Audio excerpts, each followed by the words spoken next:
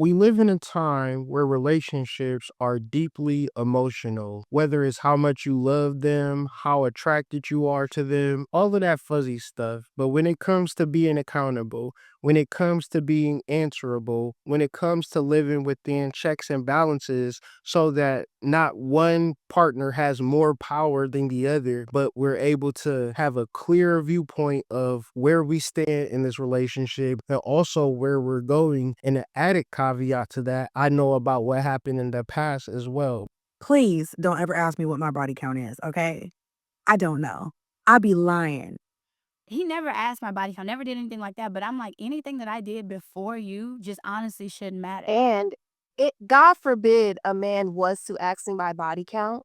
One, that would be the last conversation we would ever have, most likely.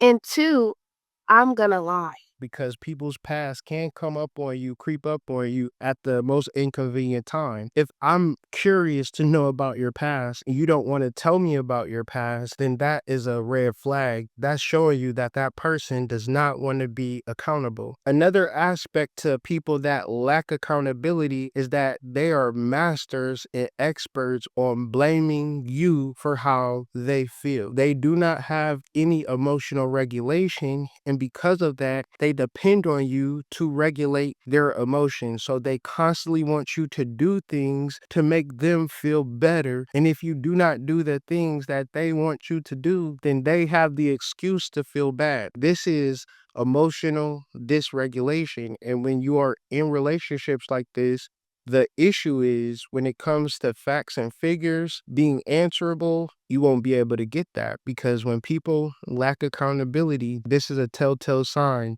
that there are some narcissistic tendencies in their behavior, in their psychology, and this is how they're going to show up in the relationship, regardless of how much you love them. If they're not mentally sound and emotionally dysregulated and they're using you as narcissistic supply, you are in a situation with an adult that this problem is unsolvable. And what adds more gas to the fire is that when you add children, Raise your hand if you're married. None of you are married. Raise your hand if you would like to be married to your baby's father. One. The rest of you who don't plan to get married, why don't you plan to get married? I'd like to know that. You already have your child to think about, and then of a whole family to care for. It's a lot of responsibility, and then you don't want the commitments. I don't want no man holding me down because I think I can make it as a single parent. But don't you think you might need help in raising that baby from a man?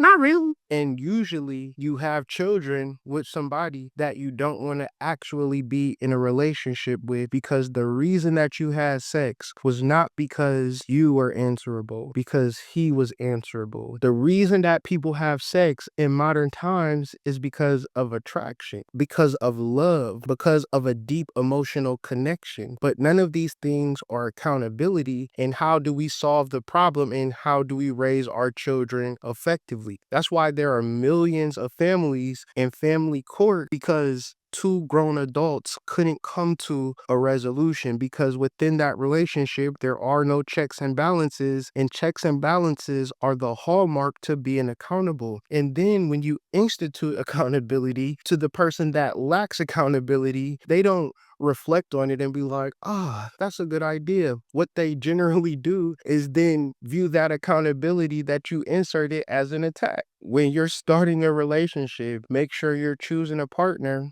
that is answerable, that doesn't have a problem answering questions. Make sure that you are the same way. Make sure you are transparent. Make sure that you are clear. Make sure that you are honest. Make sure that you practice integrity. Create safe spaces in 2025. Peace.